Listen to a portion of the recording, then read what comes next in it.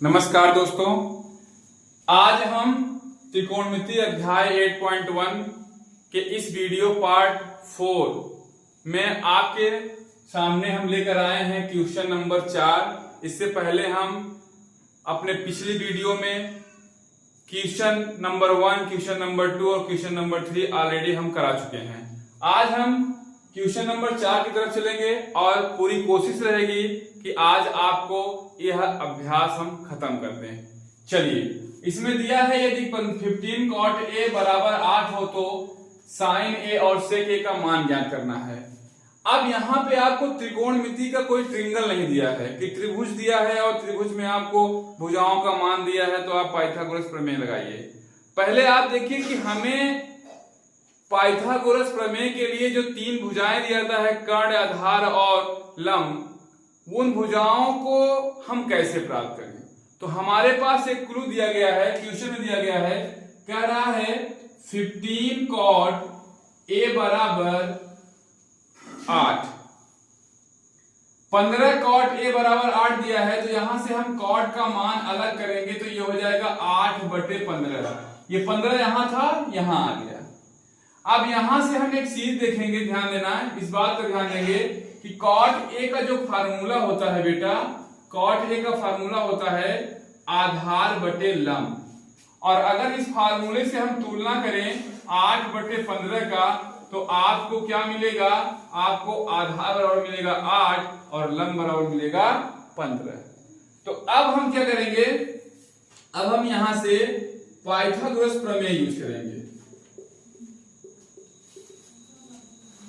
प्रमेय, और अगर हम थोड़ा और सॉल्व करना चाहें तो थोड़ा सा ध्यान दीजिए कि अगर हम छोटा सा ट्रिंगल बनाना चाहें कि त्रिभुज का एक ट्रिंगल बना लें इस दिए गए भुजा से,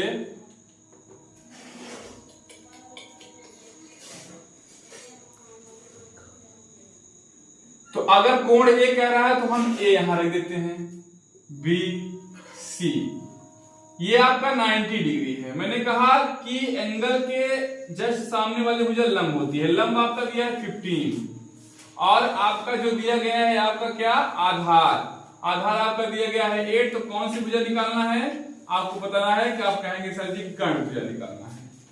तो पाइथागोरस प्रमेय से हम क्या करेंगे कि फार्मूला आपका होता है कर्ण का वर्ग बराबर लंब का वर्ग और प्लस आधार का वर्ग।